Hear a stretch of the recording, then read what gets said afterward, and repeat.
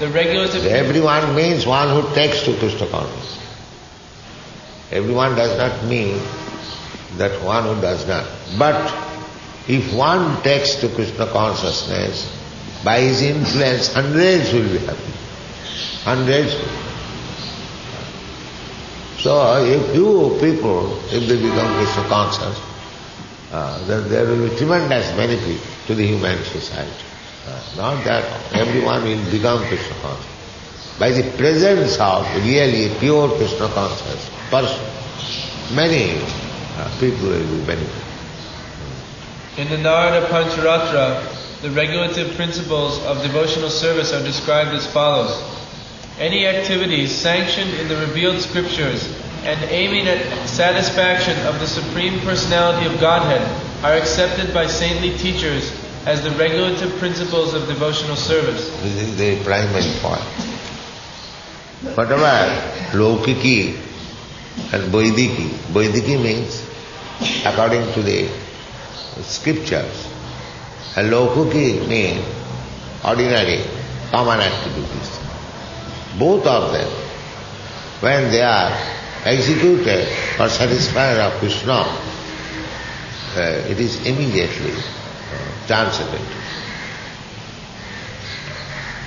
If somebody regularly executes such service under the Supreme Personality of Godhead, under the direction of a bona fide spiritual master, then gradually he rises to the platform of serving in pure love of God. Chapter 3. Eligibility of the candidate for accepting devotional service. On account of his association with Mahatmas, or great souls, 100% in the devotional service of the Lord, one may attain a little bit of attraction for Sri Krishna. But at the same time, one may remain very much attached to fruitive activities and material sense enjoyment and not be prepared to undergo the different types of renunciation. Such a person, if he has unflinching attraction to Krishna, becomes an eligible candidate for discharging devotional service. This attraction for Krishna consciousness in association with pure devotees is the sign of great fortune. It is confirmed by Lord Chaitanya that only the fortunate persons, by the mercy of both the bona fide spiritual master and Krishna, will get the seed of devotional service. In this connection, Lord Krishna says in the Srimad Bhagavatam, 11th canto, 20th chapter, verse 8, My dear Uddhava, only by exceptional fortune does someone become attracted to me, Krishna. And even if one is not completely detached from fruitive activities, or is not completely attached to devotional service, such service is quickly effective. Devotees can be divided into three classes. The first, or uppermost class, is described as follows.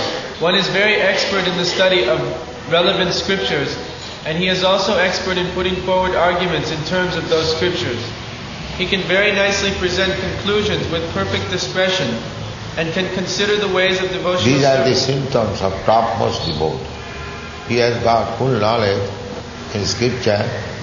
He can argue on the basis of scripture. He can convince the other party. These are the symptoms of Uttamadhikari. He understands perfectly that the ultimate goal of life is to attain to the transcendental loving service of Krishna, and he knows that Krishna is the only object of worship and love. This first-class devotee is one who has strictly followed the rules and regulations under the training of a bona fide spiritual master, and has sincerely obeyed him in accord with revealed scriptures. Thus, being fully trained to preach and become a spiritual master himself, he is considered first class. A first-class devotee never deviates from the principles of higher authority, and he attains firm faith in the scriptures by understanding with all reasons and arguments. When we speak of arguments and reason, it means arguments and reason on the basis of revealed scripture. The first-class devotee is not interested in dry speculative methods meant for wasting time. In other words, one who has attained a mature determination in the matter of devotional service can be accepted as the first-class devotee. The second-class devotee has been defined by the following symptoms. He is not very expert in arguing on the strength of revealed scripture, but he has firm faith in the objective. The purport of this description is that the second-class devotee has firm faith in the procedure of devotional service unto Krishna, but he may sometimes fail to offer arguments and decisions on the strength of revealed scripture to an opposing party. But at the same time, he is still undaunted within himself as to his decision that Krishna is the supreme object of worship. The neophyte or third-class devotee is one whose faith is not strong, and at the same time does not recognize the decision of the revealed scripture. The neophyte's faith can be changed by someone else with strong arguments or by an opposite decision. Unlike the second-class devotee, who also cannot put forward arguments and evidences from the scriptures, but who still has all faith in the objective, the neophyte has no firm faith in the objective. Thus he is called the neophyte devotee. Further classification of the neophyte devotee is made in the Bhagavad Gita. It is stated there that 4 classes of men, namely those who are distressed, those who are in need of money, those who are inquisitive, and those who are wise, begin devotional service and come to the Lord for relief in the matter of their respective self-satisfaction. They go into some place of worship and pray to God for mitigation of material distress or for some economic development or to satisfy their inquisitiveness. And a wise man who simply realizes the greatness of God is also counted amongst the neophytes. Such beginners can be elevated to the second class or first class platform if they associate with pure devotees. An example of the neophyte class is Maharaj Dhruva. He was in need of his father's kingdom and therefore engaged himself in devotional service to the Lord. Then in the end, when he was completely purified, he declined to accept any material benediction from the Lord. Similarly, Gajendra was also distressed and prayed to Krishna for protection, after which he became a pure devotee. Similarly, Sanaka, Sanatana, Sananda, and Sanat Kumara were all in the category of wise, saintly persons, and they were also attracted by devotional service. A similar thing happened to the assemblage in the Namasharanya forest headed by the sage Sonaka. They were inquisitive and were always asking Sutta Goswami about Krishna.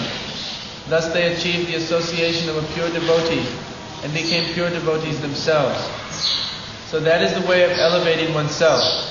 In whatever condition one may be, if he is fortunate enough to associate with pure devotees, then very quickly he is elevated to the second class or first class platform.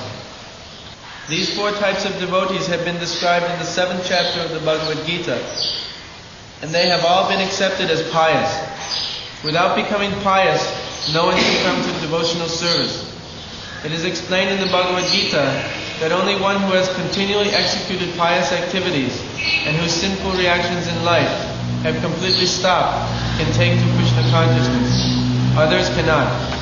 The neophyte devotees are classified into 4 groups: the distressed, those who are in need of money, the inquisitive, and the wise, according to their gradations of pious activities.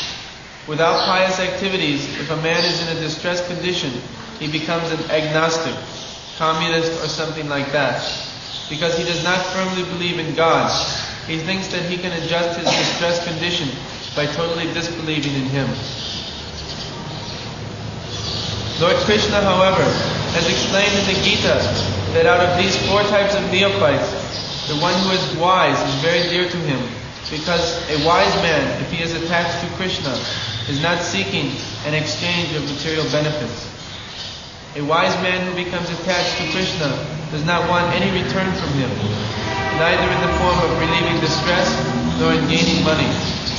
This means that from the very beginning, the basic principle of attachment to Krishna is more or less love. Furthermore, due to his wisdom and study of Shastra, scripture, he can understand also that Krishna is the Supreme Personality of Godhead. Stomach, in India there are many persons whose stomach is already filled up, but he is not chanting Hare Krishna. That is not a condition. That because his stomach is filled up, therefore one will chant Krishna, Hare Krishna. Ohitaki apratiyata chanting of Hare Krishna mantra is not caused by anything. Ohik, apratihata, it cannot be checked by any condition. Your chanting of Hare Krishna mantra cannot be checked because one is poor. No, that is not required. Any condition one can chant it. Now, a poor man is suffering without chanting Hare Krishna. So what is the harm if he chants Hare Krishna? There are many poor men, they are not chanting Hare Krishna, they are suffering. But in that condition, if they are induced to chant Hare Krishna, what is the harm if there is some benefit?